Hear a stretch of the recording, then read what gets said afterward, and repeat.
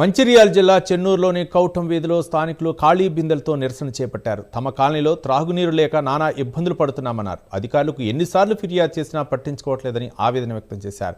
డబ్బులు పెట్టి ట్యాంకర్స్ ద్వారా నీటిని తెప్పించుకుంటున్నామని కాలనీవాసులు వాపోయారు. ఇంటి పనులు వసూలు చేసే మున్సిపల్ అధికారులు కనీస అవసరాలు కూడా కల్పించడం లేదంటూ ఆగ్రహించారు.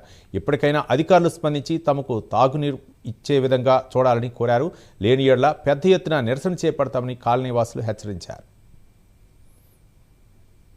నీళ్ళు తిప్పలైతుంది. మేము ఎటువంటి కూలి పని చేసుకొని బతకటోళ్ళం, మేము ఇంట్లో ఉండటోళ్ళం కాదు. మాకు పంపులు ఉన్నట్టేగా నీళ్లు మాకు మంచి నీళ్ళకు తిప్పలే ఉన్నది, బయట నీళ్ళకు తిప్పలేదు. మేము నీళ్ళ కోసం మాత్రం గోసాయి అయ్యాలత్తాయి రేపత్తాయి అంటే మాకు నీళ్ళు వచ్చింది లేదు చేసింది లేదు. మరి ఎట్లున్నది అని మా కూరగాయలు చూసే వరకు ఆ బోర్ మొత్తం పోయింది. బోర్ పోయిన నుంచి మేము నీళ్ళ గోస అవుతాము. మేము కూలి పని చేసుకొని బతకటోళ్ళం, మేము ఎటువైనా రూపాయి తెచ్చుకుంటే మాకు లేకపోతే లేదు. మేము పొద్దున్న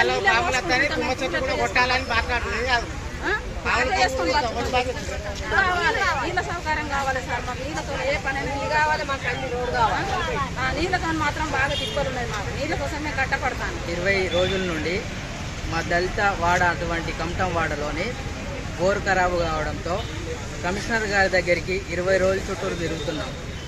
మాకు ఏ అధికారి పట్టించుకోవడం లేదు. ఎందుకంటే మేము ఇంటి పన్ను కడుతున్నాం కాబట్టి మాకు ఆ హక్కు ఉన్నది కాబట్టి మేము అడగడానికి వస్తే ఆయన ఎవడు వీకిండు ఏం చేసుకుంటారో వేసుకోండి, మీ ఇష్టం ఉన్నట్టు మీరు రిపేర్ చేసుకోండి, మీరే ఖర్చు పెట్టుకొని బోర్ తెప్పించుకొని అని మాట్లాడడం కరెక్ట్ కాదు.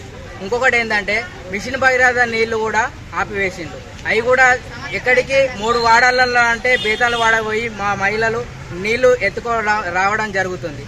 కానీ మాకు తాగడానికి మంచినీళ్ళు లేవు, ఇళ్లలో వాడుకోవడానికి బోర్ ఖరాబ్ అయింది కాబట్టి మేము నానా ఇబ్బంది పడుతున్నాం. దీని గురించి ఏ అధికారిని అడిగినా కానీ మీ సొంత ఖర్చులతో మీరే పట్టించుకొని చేసుకోండి అని అంటే అది వాస్తవం కరెక్ట్ కాదు. మరి ఈ